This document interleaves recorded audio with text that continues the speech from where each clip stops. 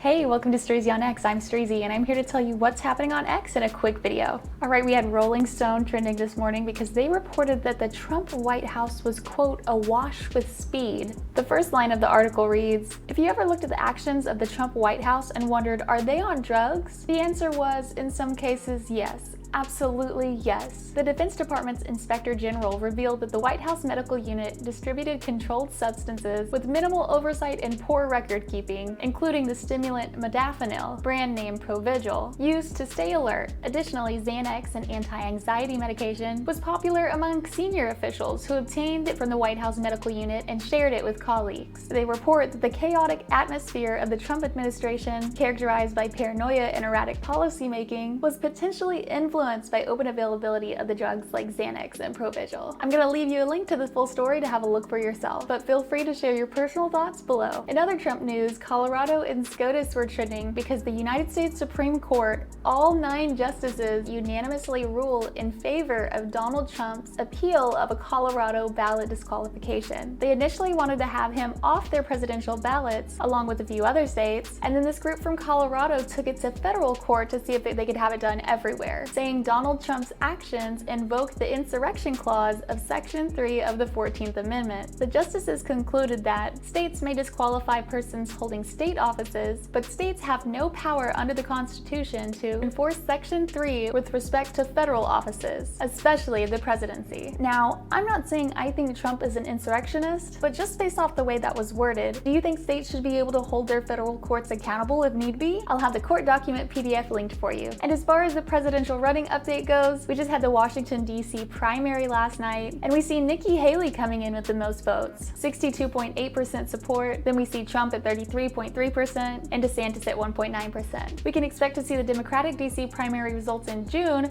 so make sure you're following so you don't miss it. Then we had 60 Minutes and Moms for Liberty trending. They were just on a recent episode, and if you don't know who Moms for Liberty are, it's a nonprofit organization that's more of a movement. It was founded by 2 mothers who both used to be school board members, and they're actively trying to bring awareness to union interference and government bureaucracy, stalling progression and even stifling liberty and freedom in school districts. And this affects both the parents and the children. So really fighting for parents' rights in schools and ultimately for the future of the children. One of the most recent things that they've been trying to accomplish is banning certain books that have been created as sex books, some of them sex guides it looks like, for older teens, but these books are finding their way into even younger classrooms. So this is something that they were discussing on 60 Minutes, and in this conversation, the word groomer comes up. And from the clips that we see, it's edited in a manner that shows them dodging every question, and this question in particular, what a groomer is, and what are these so-called dangerous ideologies you speak of? We don't get a direct answer. But if you look at the Moms for Liberty X page, they have no problem telling you exactly what it is. In fact, they've even posted photos from the books they're trying to ban. They were censored on TV, and honestly, I think I'm gonna have to go ahead and censor them too, but if you're really curious what's on the shelves of American children's school libraries,